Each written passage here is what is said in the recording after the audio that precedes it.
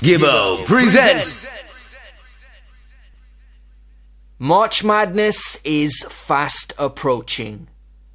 Not the NCAA tournament, but the Sound Clash, which is set to take place on March 2nd at Albany Manor in Brooklyn. To preview the upcoming war, I recently spoke to Ajax from the Bronx-based Sounds, Blunt Posse. I began by asking him if there was a betting line for March Madness, which sounds would be the favourites. Of course, Blunt Posse. Not to be, not to toot my own horn or nothing like that, but Blunt Posse, of course. Because even when someone hates our song, they want to come and see what's going on regardless, They would like to forward out to the event and take in the different vibe. Why is Blunt Posse the most dangerous sounds involved in the clash? What do you have that the other two sounds don't? We have our ear for new and old music. Well, I wouldn't say old music because there's no such thing as old music. New and classic music, music that's been out years ahead or years behind. What makes us so dangerous? You don't know what to expect. You come into a clash with us and it might be a night where you end up being the laughing stock or you'll be set up for something else. So that's what makes it so dangerous. And we don't have any fear. So whether no matter the biggest zone or the smallest zone, we'll take them on. When I spoke to Taranchyla last week, he described Blunt Posse as a counter-punching sounds. Do you agree with this description? Who did he say he spoke to? Taranchyla. Who's he?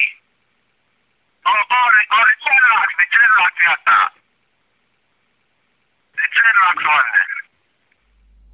Do you agree with his comments? No, I don't agree. He can't describe my song. That's a false description. There's no, you can't always set up your song to be counter-punching song, A song that has to counter-punch, that means you have to take a lot of beating, and we didn't set our song out to go around taking beating. So that's a wrong statement, a bad statement. So, Blunt Posse don't always sit back and analyse how a sound plays before going on the attack?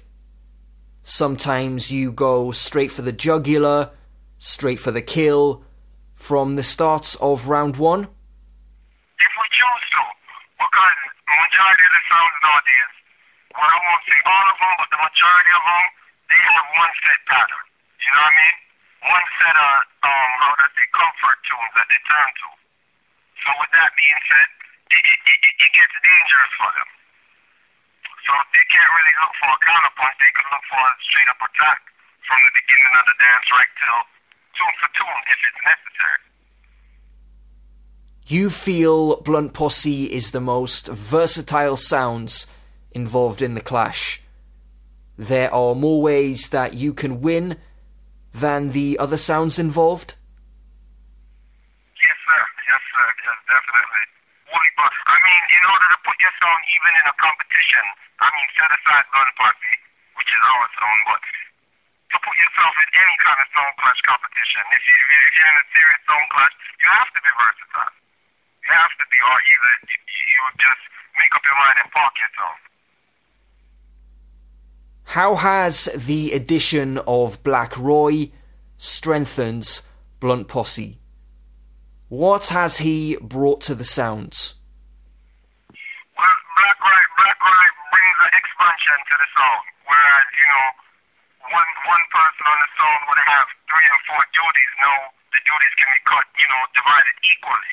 And at the same time, Black Roy is in his training process because, we have a whole heap of tunes, a whole heap of different ways of playing them, and, different ways of combinating them for different events. So all of that, It's like a boot camp he's going through right now, you know? Is he still going through his apprenticeship? Is he still learning how to play Blunt Posse? Well, it's really hands-on learning. Because with an apprentice, you don't send him out to war immediately. With Black Rye, he was ready for war. I mean, the moment he was signed to the sound. So I mean, he's past apprenticeship, and then he came to the sound with his own knowledge and own experience of music and sound clash business and how to mix and timing and things like that. So he was just like you would have Voltron or like one of those robots, like a transformer or whatever. When they're together, it's like a big, one big mission. When they're separate, they have their own goals separately, you know? Will we see him play an active role on March 2nd? Oh no, that part you didn't the dance to know, you know. I can't let all the secrets off the back. Who knows, maybe I won't be playing the song, maybe I won't even be emceeing. Maybe I'll just be, selecting songs and somebody else doing another part that I usually do. That's just how the show is designed. Blunt Posse is not, blunt as in one person, but Blunt Posse as in a whole unit. Do Earth Ruler or Poison Darts have anything to trouble you at March Madness? I wouldn't say trouble us, but it's one of those dances where it can end up being anybody's dance. Earth Ruler, of course, is going to come there with this mentality that they're a Brooklyn zone, and the clash is in Brooklyn, and they start their memory lane and their We Are the World thing, and Do You Remember Starlight and Biltmore. I start big up some bad man with ton trunk or Taranchyla, get the port and try to get forward, but not in 2013. Albany man is going to be a different situation. And how do you feel Poison Darts may approach the clash? Well, Poison Dart, we've been in a few wars with Poison Dart, off and on. Once we even were in a tag team clash with Poison Dart. So, I mean, we pretty much, there isn't much of a surprise factor with them, Did you attend Earth Ruler's recent clash with King Addies? Oh, yeah. What did you make of Earth Ruler's performance? I would say they came for war in some aspects, but in other aspects, it was just I would look at it as just another off night. I wouldn't badger them so much. I mean, I don't play Earth Ruler songs, so I don't really carry a fear for anyone on the zone or, anyone peered in the song business. So I would say it if it was, just a disaster, but it was just pretty much an off night for them, I mean, I observed what was going on, and I mean, Addies had the upper hand for most of the dance because people were in the dance anticipating when Earth Ruler would, start to throw back a few punches. But that was not the case that night, Knowing that you were set to clash Earth Ruler, was the smile on your face getting bigger each time they lost the rounds? Well, no, not necessarily, because that can be dangerous. For clashing a sound that just came off of maybe 2, 3, maybe 4 straight losses. Because it might just be their night when you go up against them, and people may feel sorry for them, or whatever may happen that particular night. So we can't really rejoice. I mean, everybody got to take their own licks, per se. Not saying licks as in mouth licks, but licks as in beating. You understand? To you, it doesn't matter if a sound is coming off a win or a loss. Each clash is a new battle. No, it really doesn't. I mean, it's a bit easier if they're coming off of a win. Because then they come into the next clash thinking that this clash is going to be like the one prior. And usually that's not the situation. So, I mean, it can go 50-50. So you feel when a sound is coming off a win, they are sometimes too confident and may not have prepared fully enough, meaning they are easier to beat? Yeah, but for some strange reason, someone seems to always over-prepare when they're clashing us, so I don't think that'll be an issue. Last time Poison Darts were in New York, they walked out at the end of the clash with King Addies. What are your thoughts on walking out? Is it ever justified? Honestly, not really. Because walking out, not everybody in the dance, as in the patrons, I could care less about the bartender, the security. Well, the promoter, in some ways, the promoter is okay, but when it comes to the patrons, you walking out of a dance and that's the last thing that the patrons see. They don't remember the song that you played, but they remember seeing your head back going through the door. It's kind of a disrespect, no matter what goes on in that. I really don't respect the walkout thing, So you would never walk out of a clash, regardless of the circumstances? I wouldn't pull a suggestion, but again, I'm just a role player on the song, you know what I mean? If we playing the song and Bossy said, well, right now we don't like Wagwan or whatever, and time for a cut.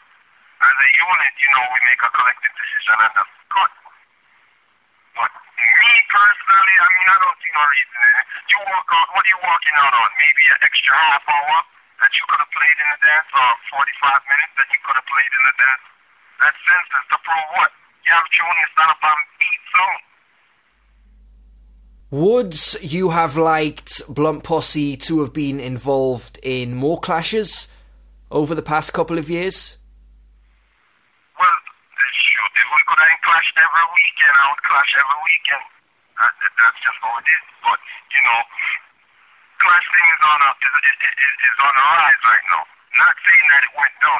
Some people, you have hypocrites that jump up and talk about Clash was dying and Clash was going down and this and that. No, it was the same, pretty much the same venues. Not the same venues, but the same type of crowd. It was just that they were tired of hearing the same foolishness. So it may not seem like the patrons were supporting it. But, having us involved in more and more clashes, that's always a plus, Who wouldn't want to continue to be current and keep going? Maybe some songs won't take it like that. Some people, some sounds like the clash maybe 2 or 3 times for the year and are content with themselves. But if you go spend your money on tunes and this and that, you have to rinse tune any chance you get. So if you get 10 clashes for the year, you clash 10 times. Simple. Have you been ignored or overlooked? Well, if they're overlooked, a lot of the overlookers are the ones that were overlooking us even, say, 5 years back. We're now fans, so we can't really cuss about it. But, that happens to everyone. Yeah, we get overlooked. We get overlooked for a lot of situations, but that's something we have no control over. We just continue doing our thing, picking up the Blunt Posse sound, and whatever comes after that, we take it stride. Why do you think you may have been overlooked? Did people want to see new sounds they weren't familiar with? Was it that other sounds didn't want to clash you? Well, there's a lot of times where a lot of songs don't want to clash. In front of their friends or whoever else, they talk tough and, the regular barbershop conversations and things like that. But when it comes down to a contract being signed and a promo, we've had songs that we want to clash and promoters have been holding their deposits for 2, 3, maybe 4 months and they won't go collect their down payment. Then at the same time they hold the promoter ransom and promoter can't bill his flyers or until he find 1 or 2 other filler songs because they're jumping up. Then you have other songs that would overcharge promoters instead of just saying, no, we won't take that clash against Blunt Posse. So it's not so much to say overlook, but it's better for them to play in the safe zone. If they come home to sharks, it can get dangerous. I feel Blunt Posse are a polarising sound. People either love you or hate you. Do you agree? Yeah, well, if you say that's polarizing, I mean, that's a balance of life. You know what I mean? You can't please everybody, and at the same time, you need that balance. You need some people to just say, yo, to pinpoint every little mistake we make, or pinpoint every reason why we didn't win this clash, or every reason why this song got by, or whatever else, or what song should have been played. It's all in the sport. I'm sure after some people have watched the soccer match or whatever else, they would have said, well, the goalkeeper messed up here, or the goalkeeper could have did this or that. You have to accept it. Once you're in the front, or on the front line of this thing, those things come and go. So you can't really make those make it and break. You just learn from them, you know? In your recent interview with Hecklers, you were asked about the importance of new tunes in the Earth Ruler vs. Addies and the LP vs. Catarot clashes. And you said Blunt Posse started the new tune revolution. Are you going to show us how to really play new tunes on March 2nd? Well, again, you're forced to try to let the cat out that bag, but I mean, Blunt Posse without playing new tunes would be like Brooklyn without a bridge. It's not possible. So they can expect new tunes.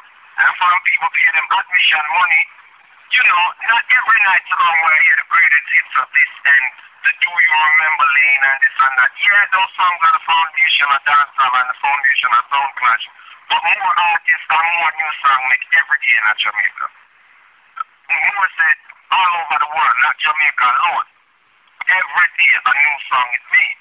So what we're going to do, continue playing the old ones and all these new songs and new artists, them for us get younger and not don't get the shine, come on. When you heard other sounds getting recognition for utilising new tunes in a clash, did you think, hold on, we've been doing this for years and they're the ones getting credit for it? No, because, I mean, the real folks will know, you know what I mean? At the time when there was like a slump in the sound clash thing where majority of the top songs or the majority of the current songs weren't cutting any tunes. They would cut one and two tunes and beg one and tunes here and there. There were a handful of songs. I mean, I don't have to go out and name the song in business, but when I go to Jamaica to fight songs, there were very few songs that consistently were cutting up, whether they were clashing or not. Nowadays, and somebody gets on a little four-tune dub program, oh, them play the most tune. And at them above this artist, and at them above that artist. That's where it gets sensitive. As you are aware, it was recently announced that King Addies are now part of Team Irish and Chin. Personal opinions aside, do you feel this is a good business move for Addies? I mean, why not?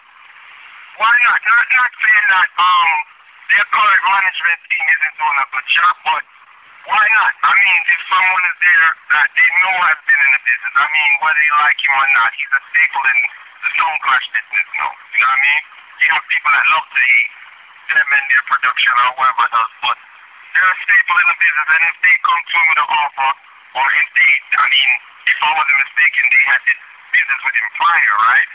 So, I mean, if they choose to do that now, it's their own business. Nobody else can decide not for themselves. If I go back to the Hecklers interview again, it seems Mr. Lee was open to working with Chin again one day, if his language was right. But then Blunt said no, it wasn't worth it, he wouldn't trust him.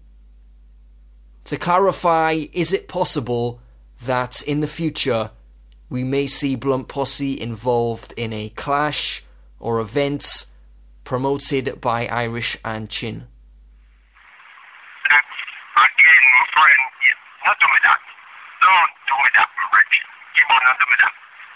That's an executive decision.